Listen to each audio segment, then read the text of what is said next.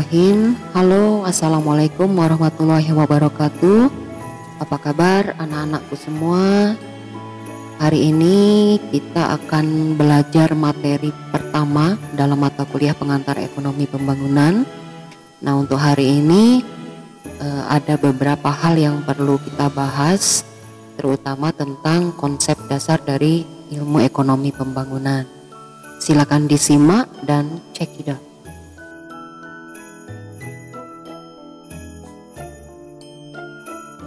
Baik, langsung saja kita mulai. Untuk konsep ekonomi pembangunan.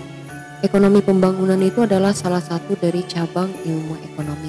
Nah, harus kita ingat bahwa ilmu ekonomi itu sangat luas dan beberapa cabang dari ilmu ekonomi diantaranya adalah ekonomi mikro, ekonomi makro, ekonomi moneter, dan ekonomi pembangunan. Jadi ilmu-ilmu tersebut saling berkaitan karena pembahasannya adalah tentang ekonomi. Nah, untuk definisi yang kedua dari ekonomi pembangunan, ilmu ekonomi pembangunan itu adalah ilmu yang mempelajari tentang aspek-aspek ekonomi. Tapi di sini bukan hanya masalah ekonomi saja yang dibahas, tetapi kaitan-kaitan dengan ekonomi tersebut. Di antaranya adalah tentang politik, pemerintahan, kemudian ada ekonomi tradisional, masalah hukum, sosial, dan lain-lain. Jadi ekonomi pembangunan cakupannya cukup luas, tetapi memang menekankan kepada definisi yang ketiga dari ilmu ekonomi pembangunan, bahwa ilmu ekonomi pembangunan itu adalah ilmu yang menganalisis tentang masalah-masalah di negara berkembang. Jadi memang permasalahan di negara berkembang ini sangat kompleks ya. Contohnya di Indonesia, jadi kita tahu bahwa di Indonesia ini masih banyak sekali permasalahan-permasalahan, baik itu dalam masalah ekonomi, kemudian masalah politik, masalah kemiskinan, pengangguran, lapangan pekerjaan, dan lain-lain. Nah, jadi dengan ilmu ekonomi pembangunan itu akan membantu bagaimana nanti kita akan memecahkan atau menganalisis masalah-masalah ekonomi pembangunan tersebut.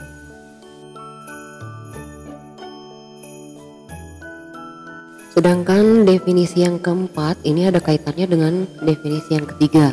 Jadi setelah kita menganalisis masalah-masalah yang terjadi di negara berkembang, nah kita akan tahu nanti setelah mempelajari ekonomi pembangunan, kita akan belajar tentang bagaimana cara mengatasi masalah-masalah yang terjadi di negara-negara berkembang tersebut. Jadi memang fokus kita belajar ekonomi pembangunan ini adalah tentang negara yang sedang berkembang. Karena kalau negara maju atau negara yang sudah superpower itu akan beda lagi ya untuk konteksnya nanti. Next, kita akan segera tahu sebenarnya apa tujuan mempelajari ekonomi pembangunan itu. Nah, langsung saja kita simak ya.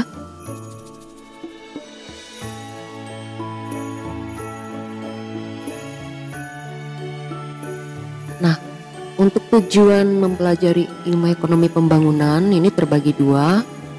Ada tujuan umum dan tujuan khusus. Langsung kita lihat untuk tujuan secara umum.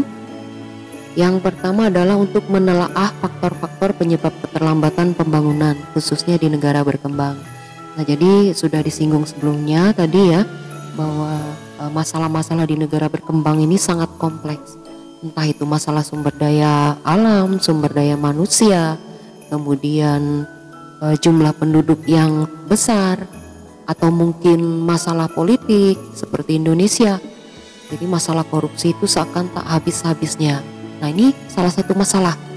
Nah, perlu ditelaah kenapa masalah-masalah politik di Indonesia khususnya untuk korupsi itu belum bisa diatasi sampai sekarang. Jadi harus kita telaah dulu ya apa yang menjadi penyebab keterlambatan dari pembangunan itu sendiri. Untuk tujuan kedua, setelah kita telaah apa saja masalah-masalah yang menjadi faktor keterlambatan pembangunan, kita harus mencari solusi. Nah, Solusinya kalau misalnya sumber daya alam yang belum diolah, nah, perlu kita datangkan tenaga ahli yang bisa membantu kita untuk mengolah sumber daya alam yang sudah tersedia. Atau mungkin untuk menekan jumlah penduduk, kita perlu mengadakan program bagaimana caranya agar penduduk Indonesia itu tidak terlalu banyak. Nah, sedangkan tujuan khusus kita mempelajari ekonomi pembangunan, khususnya kita yang ada di semester 4 ini yang mengambil mata kuliah pengantar ekonomi pembangunan. Nah, kita diharapkan mampu untuk memahami, menganalisa, kemudian mampu mencari dan menemukan solusi secara kritis, kreatif, dan inovatif dari isu-isu perekonomian yang terjadi di negara kita dan di negara sedang berkembang lainnya. Jadi kita belajar dulu tentang teorinya, kenapa perekonomian di negara berkembang itu sulit untuk maju, kemudian kendala-kendalanya banyak sekali ya. Nah, nanti setelah kita pelajari, tidak akan menutup kemungkinan kita setelah kita tamat nanti kita bisa mencari solusi dan menerapkan ilmu yang kita peroleh. Kemudian tujuan khusus yang kedua adalah mencetak lulusan atau ahli ekonomi pembangunan, dan kalian nanti bisa bekerja di sektor pemerintah maupun swasta. Nah, itu untuk tujuan khusus dari mempelajari ilmu ekonomi pembangunan.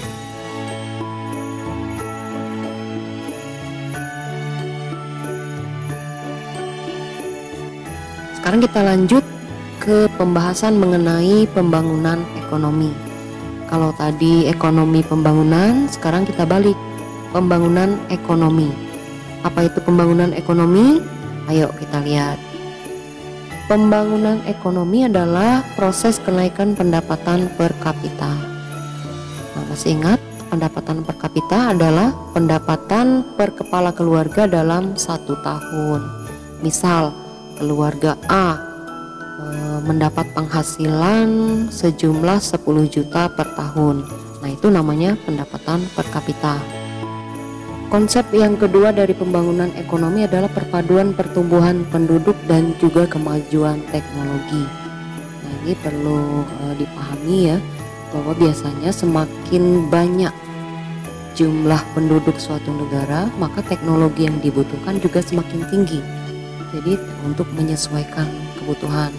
Kemudian untuk pembangunan ekonomi sendiri itu biasanya ditandai dengan perubahan-perubahan baik dalam sistem politik, struktur sosial, nilai-nilai masyarakat maupun kegiatan dari ekonomi negara tersebut. Jadi pembangunan ekonomi itu merupakan proses.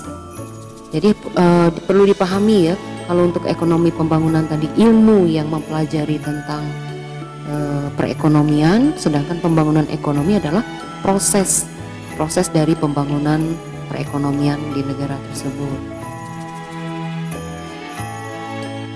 Nah, sekarang kita akan membahas faktor-faktor pembangunan. Jadi perlu kita pahami bahwa yang mendukung pembangunan di suatu negara itu apakah bisa berjalan cepat atau lambat ya, karena didukung oleh faktor-faktor yang mereka punyai. Nah, faktor yang pertama adalah sumber daya alam. Sumber daya alam berupa air, tanah, udara. Nah, ini sangat menentukan ya. Jadi semakin banyak sumber daya alam yang dimiliki, yang kemudian diolah dengan baik, itu akan bisa mendukung proses percepatan pembangunan di negara berkembang khususnya seperti Indonesia. Nah, kita punya banyak sekali sumber daya alam yang melimpah ya, seperti gas bumi, minyak bumi, kemudian ada hasil pertanian dan lain-lain. Nah, jadi sumber daya alam ini menjadi faktor pembangunan yang pertama. Yang kedua adalah sumber daya manusia. Nah, ini tidak bisa dipungkiri bahwa sumber daya manusia juga menjadi faktor pembangunan yang utama. Jadi jika suatu negara memiliki sumber daya alam yang sumber daya manusia yang baik, kemudian memiliki soft skill, memiliki keterampilan, memiliki pendidikan yang cukup. Nah, itu akan bisa mendukung pembangunan di negara tersebut. Nah, untuk faktor-faktor pendukung pembangunan yang ketiga adalah modal. Jadi modal berupa modal produksi, modal investasi, kemudian termasuk juga modal sumber daya alam dan sumber daya manusia. Ini bisa menjadi faktor-faktor pendukung pembangunan. Kemudian lagi ada infrastruktur. Nah, infrastruktur yang ada di suatu negara ini akan membantu percepatan pembangunan, terutama infrastruktur yang tepat guna. Jadi seperti jalan-jalan, kemudian gedung-gedung, fasilitas-fasilitas umum dan lain-lain. Faktor selanjutnya adalah mengenai sosial budaya. Jadi bisa kita ambil contoh ini kerjasama dengan negara-negara tetangga atau negara-negara lain di dunia dalam hal ekonomi, kemanusiaan dan lain-lain. Kemudian faktor yang selanjutnya adalah sistem pemerintahan. Sistem pemerintahan yang baik, yang kondusif, yang bisa membantu rakyat, apalagi dalam masa pandemi sekarang ini ya. Nah, ini adalah salah satu faktor penentu percepatan pembangunan juga. Jadi jika masyarakatnya merasa aman atau merasa diperhatikan oleh pemerintah, kemudian tidak ada hal-hal negatif seperti berita korupsi, kemudian kriminal-kriminal yang tinggi ya. Jadi insya Allah percepatan pembangunan itu akan terjadi. Next, kita akan bahas tentang dampak positif dari pembangunan ekonomi di suatu negara. Jadi kalau bicara dampak positif sebenarnya banyak sekali ya.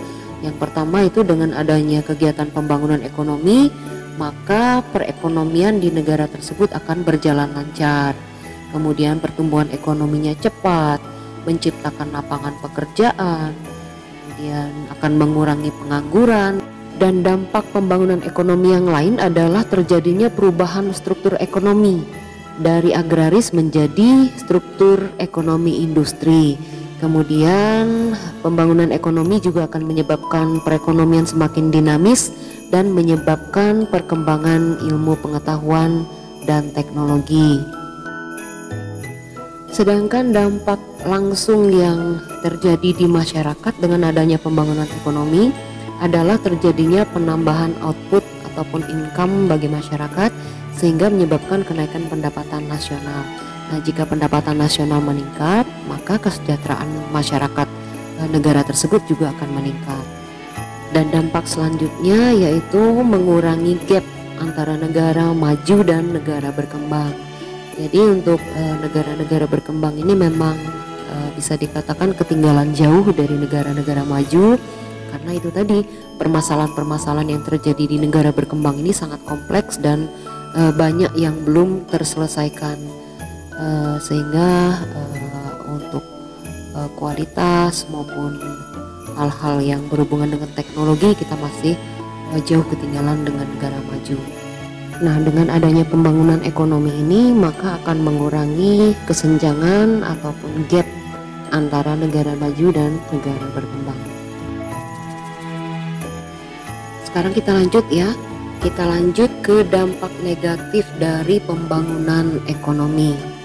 Nah, biasanya kalau pembangunan ekonomi tidak terencana ya, maka akan menyebabkan kerusakan lingkungan hidup.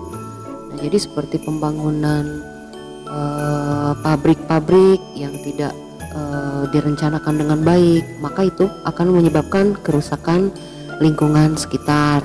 Kemudian karena zaman industri ya, maka biasanya industrialisasi jadi berlebihan. Kemudian lagi dengan adanya industrialisasi tadi akan menyebabkan kurangnya lahan pertanian.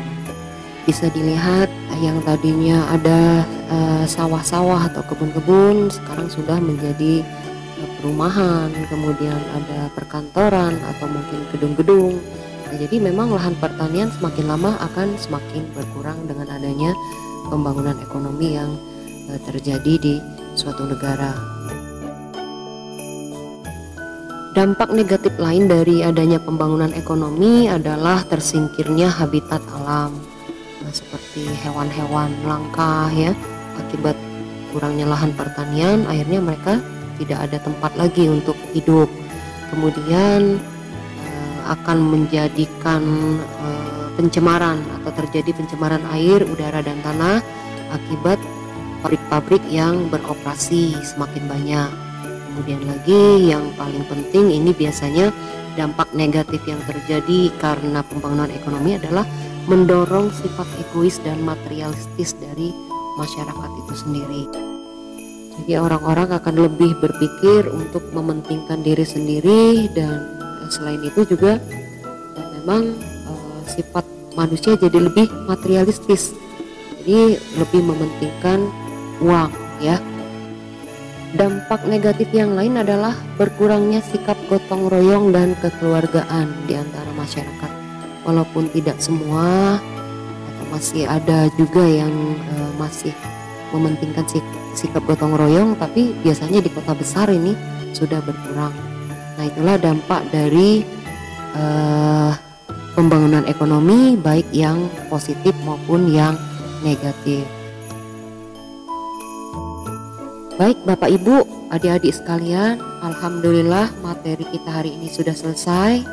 Semoga apa yang saya sampaikan tadi bisa dipahami, kemudian bisa dipelajari lagi. Jika ada yang belum dimengerti bisa kita bahas melalui forum Classroom ya. Terima kasih atas perhatiannya. Mohon maaf apabila masih banyak kekurangan.